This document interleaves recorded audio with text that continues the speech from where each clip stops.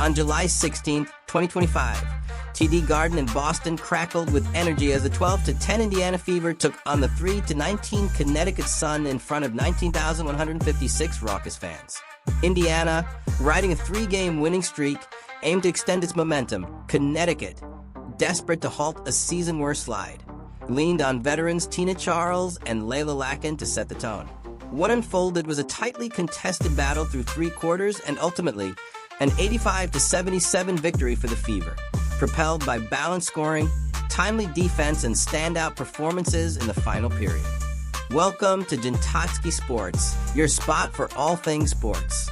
From legendary moments and big-time plays to inspiring stories and deep dives, we bring you the content that keeps the game alive. If you love sports as much as we do, hit that subscribe button and let's get into it. The Sun struck first, with Charles bullying her way to the rim for an inside jumper and then connecting on a mid-court elbow jumper that gave Connecticut a brief 9-7 lead. Indiana responded methodically. Natasha Howard cut through the lane for a driving layup, and Kelsey Mitchell attacked closeouts to pull up for a 17-footer. Lacan countered with a quick catch-and-shoot triple off the bench to keep Connecticut within shouting distance. As the clock ticked under 10 seconds, Leila Lacan stepped back 3+1 roused the sold-out crowd. Yet Howard answered at the buzzer with a short corner jumper to push Indiana ahead 29-28. That final shot encapsulated a quarter of surgical precision and physical resolve from both sides. Neither team could find a consistent rhythm in the second period. The Fever managed just 15 points on 42% shooting, while the Sun struggled to break the double-digit threshold in the frame, finishing with 14. Caitlin Clark's deft touch orchestrated Indiana's offense. She dished 5 assists in the period, and Mitchell drilled a corner triple to revive the Fever whenever the Sun applied defensive pressure. Connecticut's backcourt tandem of Bria Hartley and Nafiza Collier threatened to seize control on separate occasions, but Indiana's help-side rotation stifled second-chance opportunities. At intermission, the scoreboard read 44-42 in favor of Indiana, a margin underlining how evenly matched the 40 minutes would prove. In the third quarter, the Sun briefly flipped momentum. Early on, Charles muscled inside for consecutive post-up buckets, and Lacan sprang free for a catch-and-shoot triple that gave Connecticut a 54-49 advantage. Indiana absorbed the punch. Howard restored parity with a spinning bank shot at the 5:19 mark. Then Clark threaded a no-look assist to Damaris Dantes for her first bucket of the evening. The frenzy returned, but each Sun surge was met by Indiana's composure. Mitchell's timely baseline jumper and Clark's court vision off the pick-and-roll exchanged leads until Howard's fifth quarter-end free throw nudged the Fever back ahead 62-60. The final period showcased Indiana's championship DNA. Clark erupted for 9 of her 14 points in the fourth. Her corner three at 9:30 carving a 67-62 gap, while Howard dominated the glass, corralling multiple offensive rebounds that spun into second-chance scores. Mitchell's pull-up from 18 feet at 7:10 extended the cushion to 6, and a spinning fadeaway at the elbow by Boston with 4:02 remaining sealed separation. Connecticut's Tina Charles answered with her 21st point, but the Sun could not overcome 8 turnovers that translated into 16 Fever fast break points. As Lacan's late 3 rimmed out, the Fever closed the quarter 23-17 and celebrated an 85-77 road triumph. Indiana's triumph rested on a potent inside-out attack and aggressive defensive pressure. The Fever shot 45.2% overall and converted 22 of 29 free throws, turning Connecticut's 18 giveaways into 28 transition points. Their 11 offensive rebounds underscored relentless effort, yielding 14 second-chance points. Howard's 18-point, 13-rebound double-double and Mitchell's 20th straight double-digit night anchored the scoring, while Clark's 14 points and 13 assists highlighted her maturation as a lead guard. For the Sun, Charles's 21-11 line and Lacan's 19 bench points offered sparks of resistance, but Connecticut's 44.3% shooting and struggle to protect the ball, coupled with 11 offensive boards allowed, proved their undoing. Indiana's strength lies in its roster versatility and unselfish ethos. Boston's post-mastery commands help unlocking catch-and-shoot opportunities for perimeter threats like Mitchell and Cunningham, who combined for 27 bench points. McDonald's on-ball tenacity propels turnover to transition bursts and Clark's distribution, 13 assists against just 4 turnovers. Anchors every set.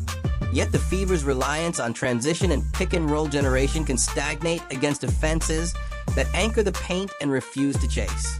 Their three-point consistency remains uneven from night to night. To evolve, Indiana should integrate mid-range pick-and-pop actions for Boston and Hull, flaring them to the elbow, and weave staggered off-ball screen sequences to fracture trap schemes. Empowering Dantas as a floor-spacing big will further open driving lanes and sustain half-court diversity. Indiana's coaching staff should reconvene to dissect the fourth-quarter surge, pausing on each successful rotation and assist-to-finish sequence that carved separation. Defensive practices ought to drill mid-quarter trap reset cues, show strong, swipe, and recover help to sustain pressure without reckless gambles. Offensively, the team must install 2 new pick-and-pop series for Boston, flaring her to the elbow to crack paint-packed defenses, alongside staggered slip-screen sets for Hull to exploit over-aggressive hedges. Hull should also spearhead secondary creator drills in spoiler pick-and-roll scenarios, mastering pull-up rhythms under live double teams. Rebounding sessions, focusing on box-out fundamentals and crash timing, should segue into outlet read scrimmages, reinforcing how board control ignites controlled offense. Finally, end-of-practice simulations. Practicing up 7 with 2 minutes to play against zone defenses will forge the composure and next-woman-up resolve essential for playoff closing. Connecticut's greatest assets are Charles's post presence and Lacan's bench scoring. Charles's interior efficiency forces double teams, creating open looks for perimeter shooters, and Lacan's 19 off the pine underline depth potential. Collier and Hartley provide two-way grit, while Tiffany Hayes' veteran poise anchors late-game sets. However, the Suns' turnover woes, 18 giveaways and defensive rebounding lapses, allowing 11 second-chance boards, undermine their offensive bursts. Over-reliance on Charles for creation leads to predictability when she faces help or foul trouble. To capitalize on their strengths, the Sun must script quick elevator screen and dribble handoff slip sets for Lacan and Hartley, generating catch-and-shoot looks before help arrives. Incorporating Princeton cuts and horn spacing with Charles will diversify their attack, and adopting drop coverage principles in pick-and-roll defense can anchor Charles centrally while wings contest shooters and recover swiftly. Connecticut's coaches must catalog defensive breakdowns that fueled Indiana's surge, using split-screen film to isolate missed help rotations and slow recoveries that surrender transition lanes. Defensive sessions should integrate live pick-and-roll simulations, rotating defenders through Charles's hedges and cultivating 2-second recoveries to the rim. Offensively, the Sun will script rapid elevator screen and dribble handoff slip sets tailored to Lacan's strengths, generating swift catch-and-shoot looks before traps can form. Under the basket motion, Princeton cuts and horns actions featuring Charles will be layered into half-court sets to diversify shot creation. Bench integration scrimmages must rotate Hayes and Lacan into late-game lineups, cementing trust in their rebounding and defensive roles. A targeted fatigue management plan, strategic timeout deployment, and monitored rest intervals will preserve energy for the season's decisive run and the looming playoff battle. Indiana's 85-77 win over the Sun underscored a championship blueprint of balanced scoring, suffocating defense, and roster depth. Caitlin Clark reflected, "Our defense ignited our offense. When our guards and bigs locked in together, we created the space we needed." Veteran Annalise Cheryl-Reeve lauded the display as a modern WNBA showcase, versatility, pace, and bench potency that will challenge any contender. As the Fever prepare for the stretch run and the Sun regroup to replenish their own blueprint, one question looms. Whose formula, Indiana's multifaceted assault or Connecticut's front-court-to-bench synergy, will ultimately define the postseason landscape?